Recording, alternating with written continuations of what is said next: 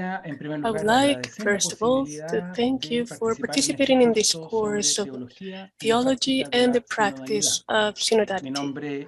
My name is Samuel Fernandez, and I am a professor at the Faculty of Theology at the Pontifical Catholic University of Chile, and I am a priest of the Diocese of Santiago.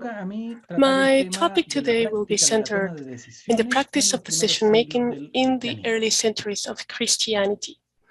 In the first place, we could say that the Christian faith as an ecclesial fact needs a specific structure. It needs a certain organization. Christian faith is not a purely individual matter, but it's the following of Jesus as people. And that implies, in fact, a way to agree, a way to make decisions.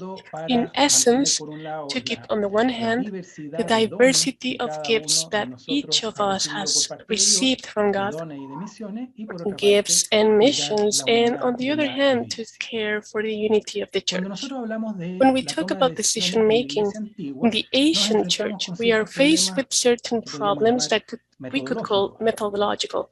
The fundamental problem is that we have to rebuild the practices of the ancient church on the basis of the documents we possess, and the documents are limited.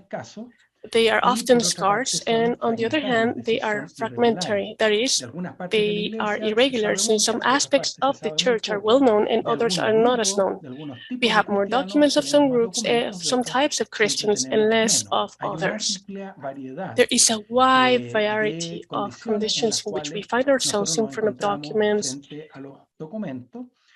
And the important thing is to always know that life is richer than documents. That is, when we study a particular aspect, such as decision-making, we have to be sure that what we manage to reconstruct is less and represents or doesn't represent the full breadth of possibilities that should have existed in the life of the church.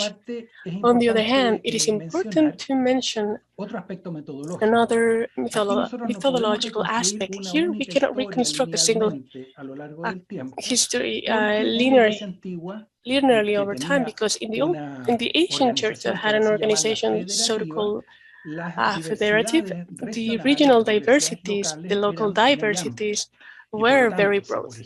And therefore, if, for example, we can establish that at the beginning of the 2nd century in Antioch, decisions were made in one way, that does not mean that in the entire church they were taken in the same way and at the same time. But only there, because possibly, and sometimes we have documents that can prove that to us, the decision-making was done by different methods in different parts of the church. We will begin with the actual development of these structures that accompanied the church in her decision-making. We could say that initially, in the first decades of Christianity, naturally favored by the enormous missionary expansion of the first communities, the Christian faith had a charismatic mark, so to speak. There were charismatic leaders linked to the missionary who had founded a community, linked to natural leaderships that were in the communities, in which there is very little structure and lots of charisma, lots of spirit. In that way, the first decades developed. There is a fundamental relevance of charismatic leadership, as we see, for example, in Paul's letters, that Paul himself, although he leaves different people instituted in the communities, he maintains a certain authority over the communities that he himself has founded. Now, from the beginning, we too encounter the difficulties presented by this type of charismatic leadership. In the Acts of the Apostles, we see how the church feels the need to meet. The apostles need to deliberate in common. Charismatic leadership alone is not enough. It also requires certain structures that can balance and find the straightest paths. In any case, this process didn't occur overnight. But we have a long period in the first and second centuries in which, in addition to what we might call the ordained ministry, we have the prophets, the teachers, the doctors, and so there are several voices in the same community, and sometimes there are, for example, itinerant prophets who go from one community to another proclaiming the word from more individual experiences. Now again, very early on, for example, a document that is usually dated around the year 90, what is called the Didache, the Apostles' Teaching, already notes the difficulties of this kind of charismatic leadership.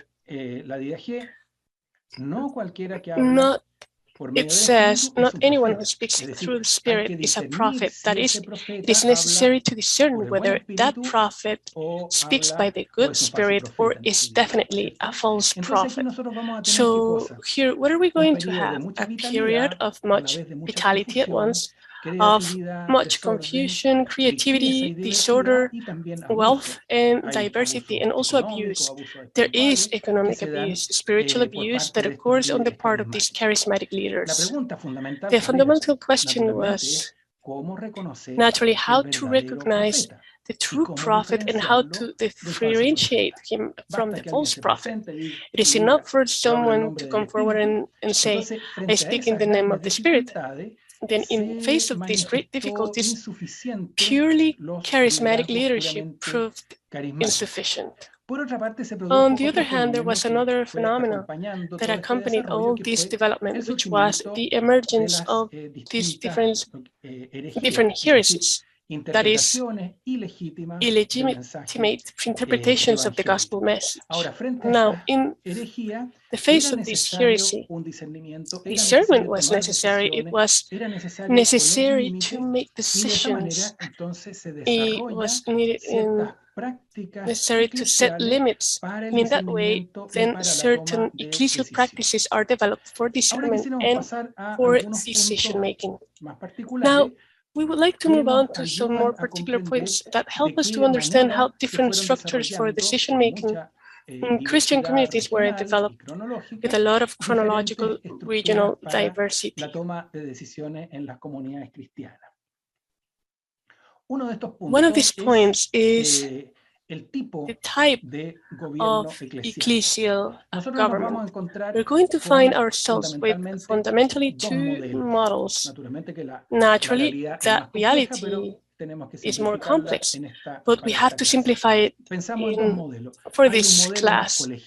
We think of two models. There is a real model of government and more one-person model of government. We find it in parallel in the ancient church, with some communities that were governed by a college of priests, while other communities were governed by a single bishop. So these two models, one has possibly a great influence of Jewish culture, another reacts to the issue of heresy and seeks one-man leadership to be able to cope with difficulties. There we will meet these two models. For example, when Marcion, in the 2nd century, in the year 140, arrived in Rome and began to preach his own doctrine, the community considered that it was not the authentic doctrine of Christ, and he is called to the church, but he is called by the college of priests, and the college of priests interrogates him, and the college of priests finally decides that Marcion should be expelled from the church because his message is not the authentic message of the gospel. A similar situation is found in some years later, no longer in Rome, but in Asia Minor, with respect to Noah. We don't know if he was the bishop, he was a priest, he was a layman, but Noah begins in Smyrna to preach a deficient Trinitarian theology. And what happens there? I can read some lines of Hippolytus. He says that hearing these things, the blessed priest summoned Noah before the assembly of the church and examined him, but he denied the illegitimacy of his doctrine. So here we are. What do we have? The college of priests summons Noah to the assembly of the church. That is, there is a full church involvement, and they examine it publicly to seek and discern whether his theology is authentically Christian or an illegitimate interpretation of Christ's message. On the other hand, we find the one-man model called the monarchical episcopate. There we have, for example, the case of the dispute regarding the date of the Passover. In the Asian church, there were two traditions regarding the date of the Passover. Some celebrated it according to the date of the month, the 14th of Nisan, according to the Jewish calendar, and others celebrated it on the Sunday after the first full moon, after the vernal equinox. The situation was more difficult in cities like Rome, where there were possibly Christians who were of both traditions, and that meant that in the same city, Easter in different communities was celebrated in diverse. There we have, for example, the intervention of the Bishop of Rome, Pope Victor, who personally takes charge of the problem and makes a decision. His decision was very drastic. It was precisely to excommunicate those who celebrated Easter on the 14th day of Nisan. However, there appears another bishop, Irenaeus, who manages to convince Pope Victor not to excommunicate the Christians of Asia Minor for celebrating Easter in a different date. And he recalls in a letter that when the bishop of Smyrna, Polycarp, went to Rome in the time of Pope Anicetus, here we're talking about the year 130 approximately. Between the two, that same problem had also arisen. Irenaeus said that neither Anicetus could convince Polycarp about the day of Easter, nor Polycarp convinced Anicetus. What happened there? He says, in spite of this, but remain in communication with each other and in church. Pope Anicetus ceded to Polycarp the presidency in the Eucharist as a sign of peace and communion. Here we then have, on the one hand, this model of which authority falls above all on the priestly college, and on the other, in which it falls on the bishop. Both models, what are they looking for? They seek the same, a proper mediation to discern God's will. That is, both are seeking the will of God, and little by little, the second model was imposed. That is, that of the monarchical episcopate, possibly because the threat of heresies was so strong that it seemed that a one-person government in the church was able to better react and with more readiness to the threats of those of the heresies. Another problem that we can now address, another issue, is precisely the issue of the election of bishops. One of the fundamental decisions was precisely how to elect the bishops. How would finding the person in whom, through episcopal ordination, was to be instituted as an authority in a community. There again, as we have stressed on several occasions, we encounter a wide diversity of ways in the election of bishops. A topic that is somehow common is the fact that the election, well, done by different methods, was done locally in general terms, not always, but usually done locally. On one occasion, a group of bishops met in Antioch and elected the Bishop of Alexandria because there was, shall we say, at a time of much ecclesial confusion in the 4th century during the Arian crisis. This group of bishops decides to elect a bishop and send him to Alexandria to take charge of this important see. Faced with this situation, Pope Julius in 341 reacts and writes the following to the bishops. He says, the appointment of the Bishop of Alexandria should not have been done in such illegitimate way contrary to ecclesiastical canons, but that the bishops of the province should have ordained one of the same church, of their own presbytery, of their own clergy, and not transgress the canons of the apostles. That is, for the Bishop of Rome in the 4th century, it is part of the apostolic tradition that the bishop must be ordained from among the clergy from the same region, same province. Now, that wasn't always the case, because in the same city of Alexandria, it happened that the Bishop of Alexandria was the one who appointed the bishops of the smaller sees in Alexandria. One thing happened, we could say, culturally and sociologically particular, in that there was a very important see that was Alexandria, and many very small sees, which were a large number of sees, more than 100 that were distributed in Egypt and Libya. And those in all that area, it was possibly the Bishop of Alexandria who decided who was going to be the bishop. Elsewhere, it was even used for the bishop to leave in his will who he wanted to be his successor. That is, we have this diversity of ways to elect bishops. Now, one thing that is important and that appears above all in North Africa, particularly in Carthage, is the participation of the people in the election of bishops. In a synod of 254, the year 254, it is described what the function of God's people was. It says, and I read verbatim, we also see that it comes from divine authority that the election of the bishop be made in the presence of the people, in the sight of all, so that he may be approved as worthy and fit by judgment and public witness.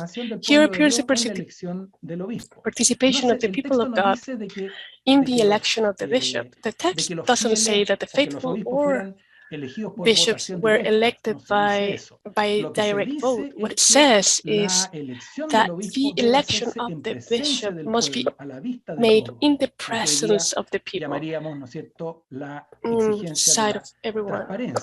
But today we would call the demand for transparency. For what? That the people of God may be able to approve, to welcome, to receive as worthy the one who has been considered fit for that ministry. And particularly, there were some cases in which the bishop could also be rejected by the people of God. I read again the text of the synodal letter of the Council of Carthage of 254. The people, therefore, obedient to the Lord's commands and in fear of God, must separate themselves from the unworthy bishop, since they have the power to elect worthy priests and to reject the unworthy. That is, in this case, we have something, a rather particular fact, in that the people of God also have the authority not only to bear witness to the dignity of the bishop, but also even the opposite, to reject the unworthy bishop. Now we have two issues left. One is the way decisions are made in the theological realm, and the second is the way of making decisions in the areas that we could call disciplinary. First of all, we go to the decisions, the decision-making in the theological field. We've already seen, for example, in the case of Marcion, or in the case of Noah, in which there is a college of priests that listens publicly, for example, to the doctrine of a theologian, of a pastor, of a particular bishop, and has the autonomy, has the powers to judge that doctrine. We will always have a leading role for the bishops or the college of priests in the discernment of the right faith. Saint Jerome, for example, speaks of the fact that in Rome there was a senate of priests who made the decision of a doctrinal nature. Now, in the ancient church, as we've said, there were very different structures for discerning the righteousness of the faith.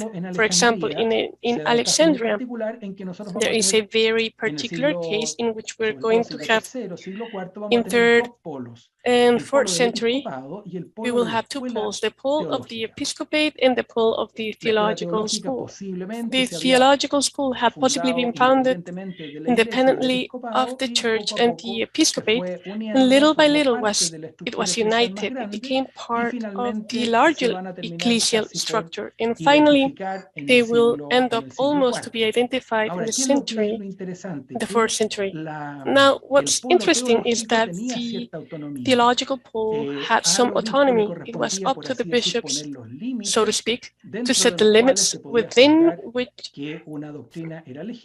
a doctrine could be judged to be legitimate, and left the scope of it to research for different proposals for the interpretation of Christianity. That way, we're going to have that theology and the theologian also have a particular place in the decision-making of a doctrinal character. In this context, what we might call a public debate is also taking place, the public theological debate as a way of illuminating the legitimacy of faith. For example, Origen describes having a debate with a Gnostic named Candide in the presence of many. And that debate was recorded, it was written, and that way the people who had access could read it. Another example also of Origen is the debate with Heraclitus. This is a very interesting situation. What was going on? We are talking about the year 240 still, always in the first half of the 3rd century. Bishop Heraclitus' neighboring bishops considered their colleagues' faith to be a faith that is not right. They're concerned about what neighboring Bishop Heraclitus is preaching. What do they do in that situation? They summon a synod of bishops to examine the faith of Bishop Heraclitus, and they call an expert, in this case, Origen. At the beginning of the minutes of the synod, we are told elements that are very interesting. In addition, we are fortunate that a papyrus was found with the protocol, that is, with the complete transcription of the debate between Origen and Heraclitus. The text begins as follows. Once the discussion of the bishops present about the fate of Bishop Heraclitus has begun, each one said what they thought and posed questions to Heraclitus. He, on his part, proclaimed his faith, and further down it says, then Origen intervene and says, since the debate on faith has begun, I will speak. The whole church is present listening. It is not convenient for a church to have a difference in doctrine with another church, and then Origen leads the debate through questions and answers. Here again appears this very interesting element. The whole church is present in this debate and can somehow testify to the righteousness or illegitimacy of the faith of Bishop Heraclides in this case. This type of meetings, this type of synods undoubtedly lead to synods of a doctrinal nature. A very illustrative example will be that of Dionysius, Bishop of Alexandria. In this case, we're going to have a bishop who had been a teacher of the School of Alexandria and then became a bishop. So he is somehow both bishop and theologian. So what was happening? In a locality, a doctrine had begun to emerge that people recognize as illegitimate. And in that way, then Dionysius becomes present and performs a long examination. The text is very beautiful. It's worth reading. It says, long ago, a doctrine that had provoked apostasy and schism in the church prevailed there in that locality. That's why Dionysius says, I summoned the priests and teachers and the brothers of the village, and being also present all the brothers who wanted, I exhorted them to carry out in public the examination of the doctrine.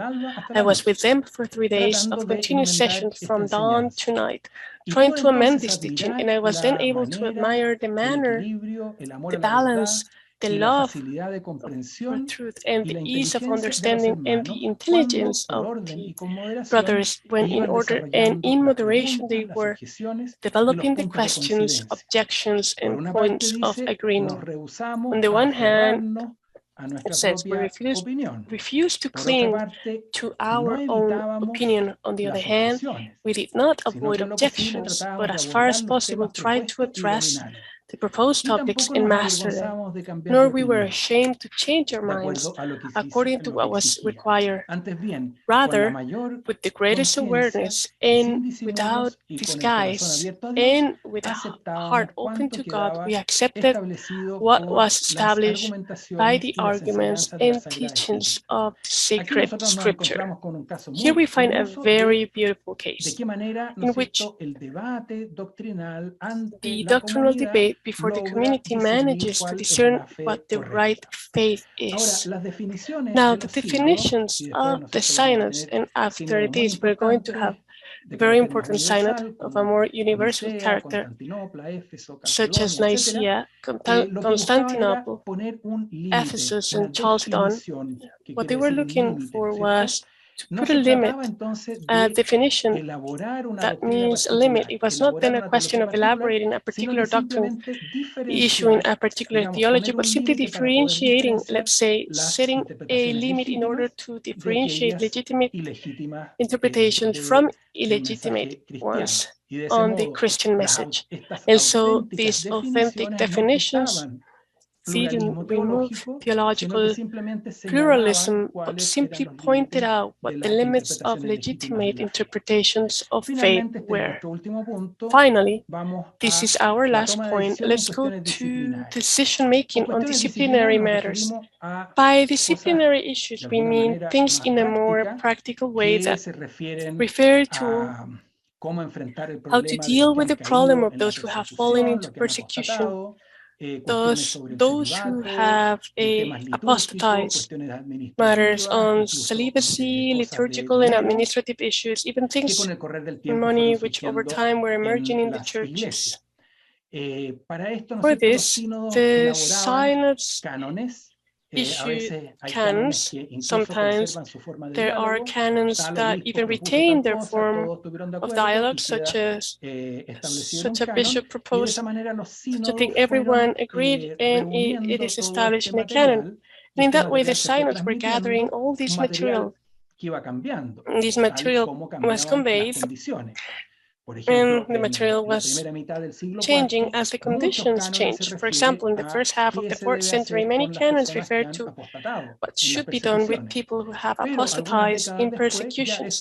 But a few decades later, there is no longer a problem because the persecutions were over, and therefore these canonical collections were also somewhat varying. The synods, including, for example, the synod of the Council of Nicaea, the first ecumenical council, states that a synod must meet twice a year in each province. In other words, there were so many disciplinary issues, new problems, difficulties that were emerging, and the awareness that these difficulties had to be dealt with in common led to, as we said, the Council of Nicaea established that in each province had to be a biannual synod so that all these difficulties could be seen in common. On the other hand, we are going to find some basic structures such as appeal, which allows us to see how civil law also had an influence on canon law. This is interesting. First, the decisions of the bishops were considered to be unappealable, but once in civil law the courts of appeal were developed, then also within the church it was considered that a clergy or a layman who had been convicted by the bishop could appeal to a synod, and that a bishop who had been condemned by a synod could go and appeal to a major synod. What do we learn from this whole story? First of all, that is not a linear story, but it has many diversities, and perhaps that's one of the fundamental messages that the ancient church conveys to us today. The Church of Christ has adopted over the centuries many ways to make decisions. Things have been done in multiple ways. It has used different cultural models and has embraced the good practices of civil law. And that is why we could say that the ancient church not only offers models that we could imitate today, but perhaps the fundamental thing is to show us that by maintaining the identity and maintaining the unity of the church, there is a lot of room to look for new ways of doing things. Thank you very much.